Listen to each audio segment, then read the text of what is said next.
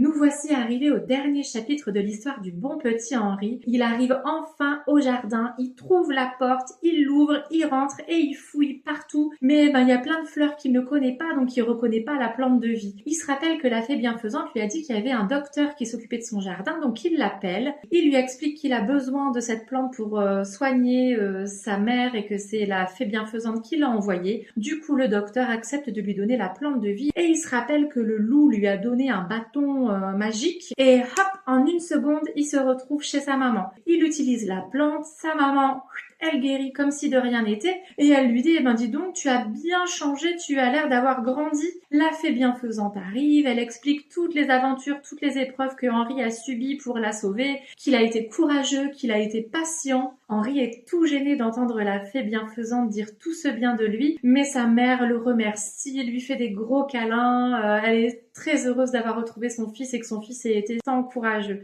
Et la fée bienfaisante lui dit que maintenant elle peut utiliser la tabatière et le chardon que le vieillard et le géant lui ont offert.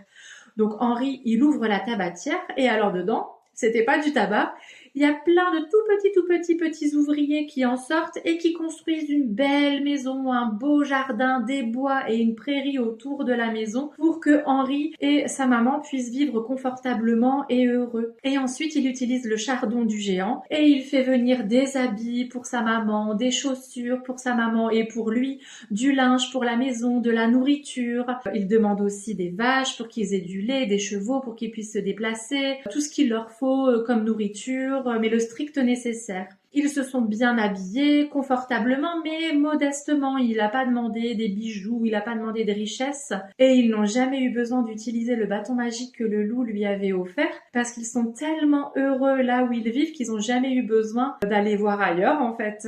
Personne ne sait exactement combien de temps Henri et sa maman ont vécu, mais on raconte que la reine des fées les a rendus immortels et les a invités à venir vivre dans son palais. Voilà, l'histoire du bon petit Henri est terminée. Ça se finit très bien et je vais bientôt commencer l'histoire de la princesse Rosette qui est la 3e histoire des nouveaux contes de fées de la comtesse de Ségur.